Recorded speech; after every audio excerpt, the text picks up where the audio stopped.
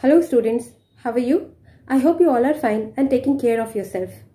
In last video, I have started the topic transcription, in which I have discussed about the template and non-template strands, about the reason why only one DNA strand used to synthesize RNA, and also about transcription unit.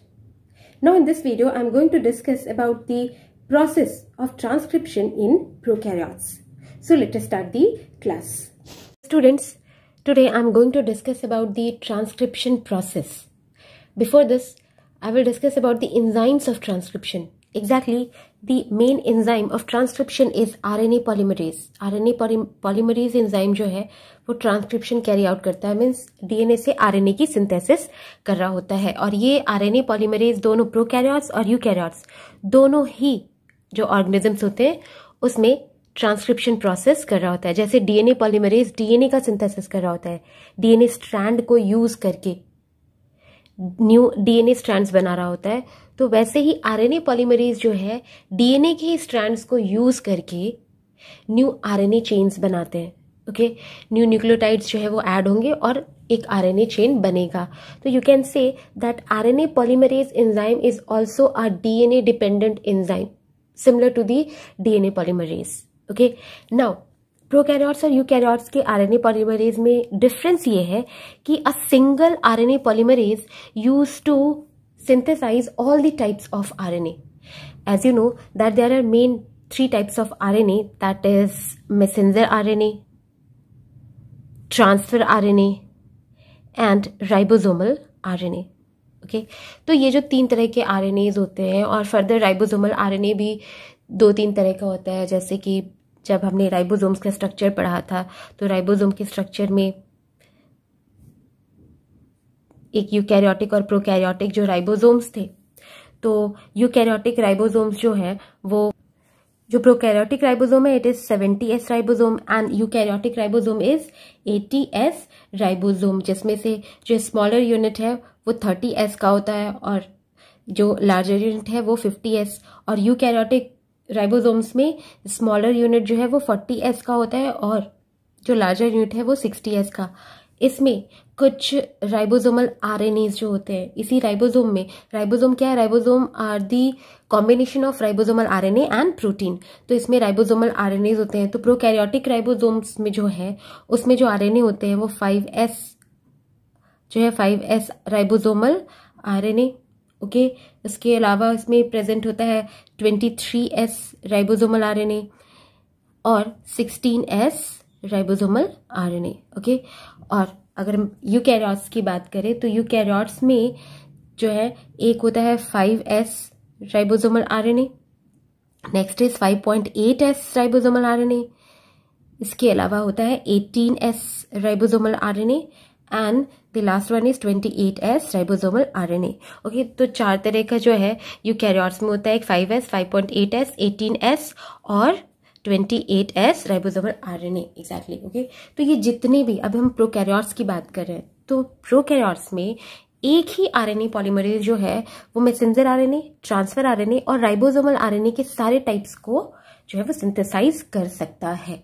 Okay, अब इस जो prokaryotes के जो RNA polymerase हैं उसमें एक specific factor होता है that is sigma factor. Okay, तो ये सिग्मा फैक्टर क्या है, जैसे if this is RNA polymerase तो इससे अटैच्ड एक फैक्टर होता है जिसे हम कहते हैं सिग्मा फैक्टर, या कह सकते हैं एक अलग से एक प्रोटीन अटैच्ड होता है जिसे हम कहते हैं सिग्मा फैक्टर.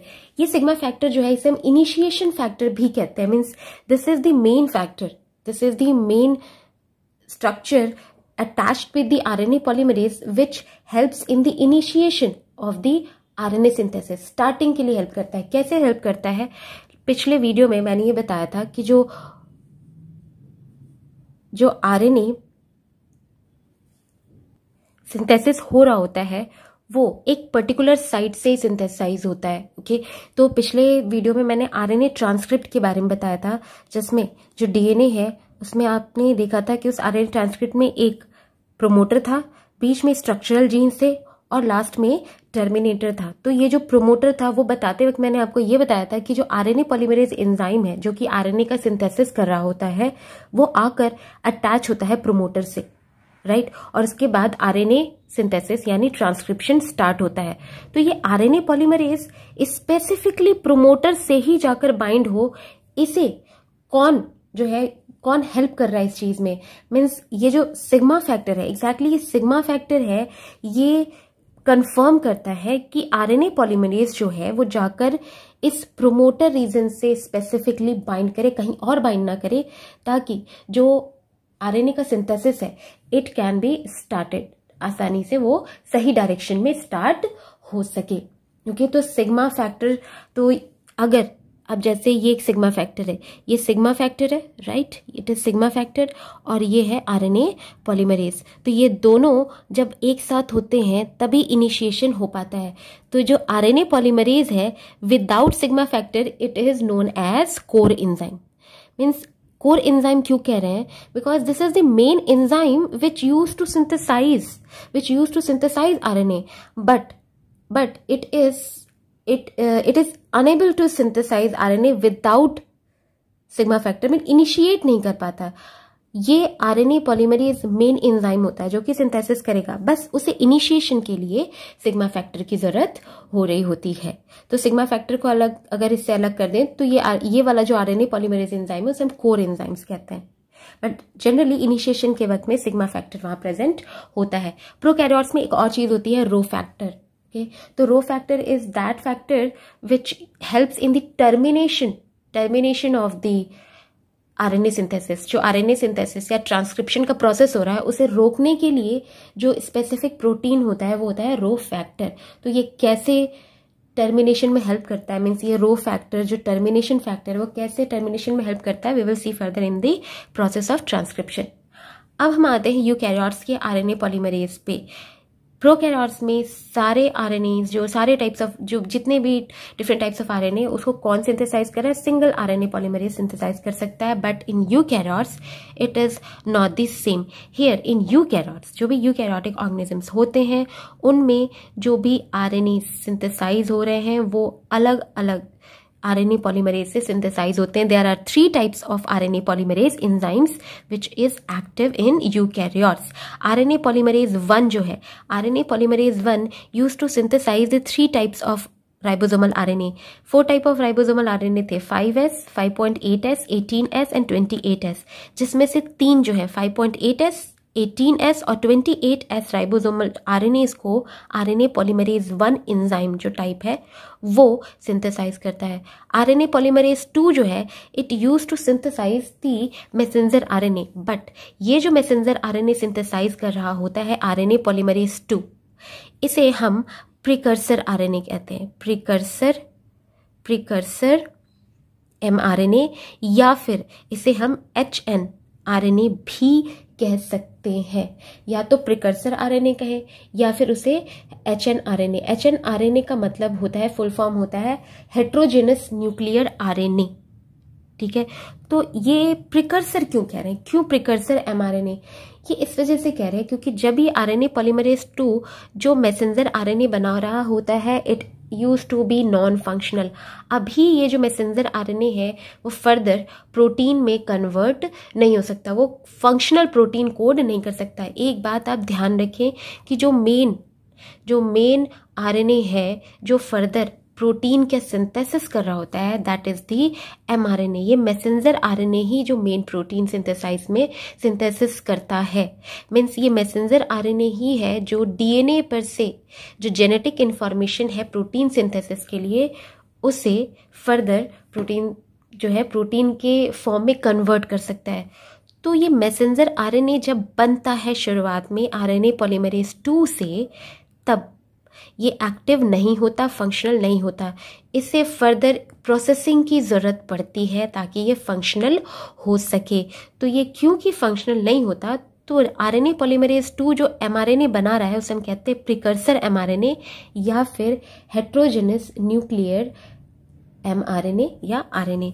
ये क्यों होता है, क्यों फंक्शनल नहीं होता है, इसका बेसिस जो है पिछले वीडियो में मैंने आपको बताया कि जो यूकैरियोटिक ऑर्गेनिजम्स में जीन्स होती हैं वो मोनोसिस्ट्रॉनिक होती हैं, ओके, मोनोसिस्ट्रॉनिक होती हैं, और प्रोकैरियोट्स में जो जीन्स होते हैं वो पॉलीसिस्ट्रॉनिक होती हैं। मीन्स ये प्रोकैरियोट्स में ऐसे जीन्स हैं जो एक ही जीन बहुत सारे प्रोटीन्स बना सकता है, लेकिन यूकैरियोट्स में हर एक प्रोटीन अलग अलग जीन से बनता है। हर एक पॉलीपेप्टाइड चेन जो है वो अलग अलग जीन से बनता है। और साथ ही साथ ये जो यूकैरियोट्स में मोनोसिस्टर्निक जीन्स थे उनमें वो जैसे कोडिंग जो 2 तरह के सीक्वेंसेस थे, एक्सॉन मीन्स ये एक्सॉन 1 है, ये एक्सॉन 2 है, ये एक्सॉन 3 है, और बीच बीच में प्रेजेंट थे इंट्रॉन्स।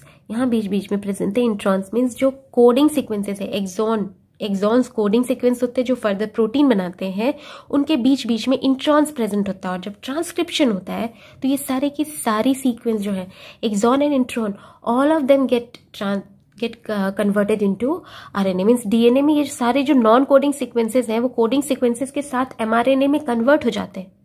बट क्योंकि ये जो नॉन कोडिंग सीक्वेंस है वो प्रोटीन बनाने में इन्वॉल्व नहीं होंगे, तो फर्दर कुछ प्रोसेसिंग होती है एमआरएनए की ताकि सही फंक्शनल प्रोटीन बन सके। तो ये प्रोसेसिंग भी हम लोग जो है वो पढ़ेंगे पोस्ट ट्रांसलेशनल जो प्रोसेसिंग है उसमें। Now the third type of RNA polymerase is RNA polymerase 3, which used to synthesize transfer RNA, 5S RNA, ribosomal RNA जो होता है, जो एक और टाइप है 5S राइबोसोमल RNA, उसे भी सिंथेसाइज करता है RNA polymerase 3। और दूसरा स्मॉल न्यूक्लियर RNAs जो है, इन्हें भी ये ऐसे टाइप के RNAs हैं which use to help further in the post translational modification. Means इस mRNA को फंक्शनल बनाने में ये वाले स्मॉल न्यूक्लियर RNAs हेल्प करते हैं। तो यूकैरियोट्स में कितने टाइप के RNA पॉलीमरेज है? RNA polymerase 1, RNA polymerase 2, RNA polymerase 3. This first RNA polymerase is involved in synthesis of 28S, 18S and 5.8S ribosomal RNA. RNA polymerase 2 used to synthesize precursor mRNA, means ये mRNA की synthesis में help करता है। RNA polymerase 3 used to synthesize transfer RNA, 5S ribosomal RNA and small nuclear RNAs. Now we will see the process of transcription in prokaryotes. यहाँ पर आप कुछ चीज़ें आपको जाननी ज़रूरी है। एक तो पहली चीज़ तो आपको ये ध्यान रखना है कि जो प्रोकैरियोट्स हैं उनकी जो डीएनए या जो जीन्स हैं उसमें किसी भी तरह का नॉन कोडिंग सीक्वेंस प्रेजेंट नहीं होता है। सारा का सारा जो डीएनए और जीन है वो सारे एक्सॉन्स ही होते हैं, बीच में कहीं भी इंट्रॉन्स नहीं होता। सारे के सारे कोडिंग सीक्वेंसेस हैं जो कि फर्दर जब mRNA बनेंगे वो फर्दर आगे जाकर के सीधे प्रोटीन्स बनाएंगे। दूसरी चीज ये कि ये जो प्रोसेस है मीन्स जो डीएनए से, जो सेंट्रल डोग्मा मैंने पढ़ाया था आपको, डीएनए से आरएनए और आरएनए से जो प्रोटीन का सिंथेसिस हो रहा था, इसमें डीएनए से जो डीएनए बन रहा था रेप्लिकेशन, ये प्रोसेस, डीएनए से आरएनए जो बन रहा था ट्रांसक्रिप्शन, और आरएनए से प्रोटीन जो ट्रांसलेशन का प्रोसेस है, ये सारे के सारे प्रोसेस जो हैं प्रोकैरियोट्स में साइटोप्लाज्म में ही होते हैं। Because this prokaryotic organisms doesn't contains nuclear membrane नहीं होता। तो इस वजह से सारा का सारा जो प्रोसेस है वो सब कुछ जो है वो साइटोप्लाज्म के अंदर ही होगा। तो ये दो चीज़ें आप हमेशा ध्यान रखें, ओके, कि प्रोकैरियोट्स में इंट्रॉन्स नहीं होते, मीन्स कोई नॉन कोडिंग सीक्वेंस नहीं होता, पॉलीसिस्ट्रॉनिक जीन्स होते हैं। And third is that replication, transcription, translation, everything occurs in the cytoplasm only. Now अगर हम ट्रांसक्रिप्शन प्रोसेस की बात करें तो then it also consist of 3 steps: initiation, elongation and termination. Okay, अब जो इनिशिएशन है वो कैसे होता है, देखें। जो इनिशिएशन है, इनिशिएशन मीन्स स्टार्टिंग। अब भी मैंने आपको बताया था कि आरएनए पॉलीमरेज एंजाइम जो प्रोकैरियोट्स में है, it contains a initiation factor that is sigma factor, right. और आरएनए पॉलीमरेज को अगर आरएनए की सिंथेसिस करनी है तो it has to get bind with the promoter region of the DNA के प्रोमोटर रीजन से बाइंड करना होगा। और ये भी आपको ध्यान रहे, if you remember I have discussed in the last video that the only one strand of DNA is involved in the RNA synthesis, right? और हमेशा RNA synthesis 5-3- डायरेक्शन में होगा। टेम्पलेट डीएनए का एक स्ट्रैंड आरएनए सिंथेसिस में involve होता है and that is known as template DNA, right. And always RNA is synthesized in 5-3- direction.